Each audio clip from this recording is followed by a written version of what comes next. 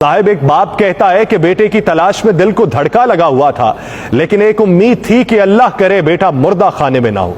लेकिन जब एक ताबूत पर पड़ी कमीज का टुकड़ा देखा तो मेरी हालत गैर हो गई। दिल ने फिर एक उम्मीद बांधी कि यह कमीज मेरे बेटे की है। नहीं, शायद ना हो। फिर घर जाकर बेटियों से तस्दीक चाहिए।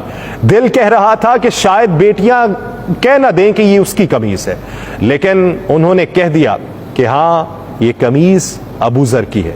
उन्होंने पूछा कि कहां है अबू जर? मैंने कहा कि वो उधर ताबूत में है। साहब, अबू जर उसका लाडला भी था और बहनों का चहेता भी था। वो शंडी मोड़ के एक कूचे में कच्चे घर में रहता था। घर के बाहर चारपाइयां रखी हुई थीं जहां लोग आकर फातिहा खानी कर रहे थे। अबू जर अपने वालिद की मदद के लिए मदरसे से वापस आने के बाद घर के पास चिप्स और टॉफीज फरोख्त करता था, जिससे वालिद की मदद हो जाया करती थी। उसका वालिद बताता है कि इतवार को रात के वक्त जब वो काम से वापस आया तो पूछा, अबू जर कहाँ है? तो मुझे बताया गया कि वो तो नहीं है। मैंने कहा, कब से नहीं है? तो घर वालों ने बताया कि वो तो धमाके से पहले से नहीं है। मुझे परेशानी लाहक हुई तो मोहल्ले में मालूम किया, लेकिन उसका पता न चल सका। फिर शहर में जगह जगह देखता रहा, कुछ पता न चला।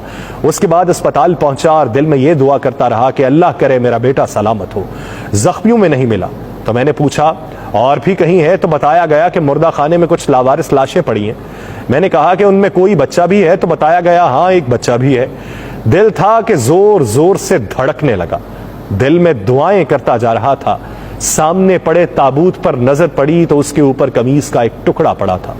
उसी वक्त दिल ने जैसे धड़कना छोड़ दिया हो, सांस जैसे साकित हो चुकी हो। मैंने लड़के से कहा कि देखो, तो उन्होंने बताया कि उसका सिर्फ धर पड़ा है, धमाके से सर गायब हो चुका है। बाप की आंखों में आंसू आ गए, लेकिन बह नहीं रहे थे। जब्त किए हुए खड़ा रहा।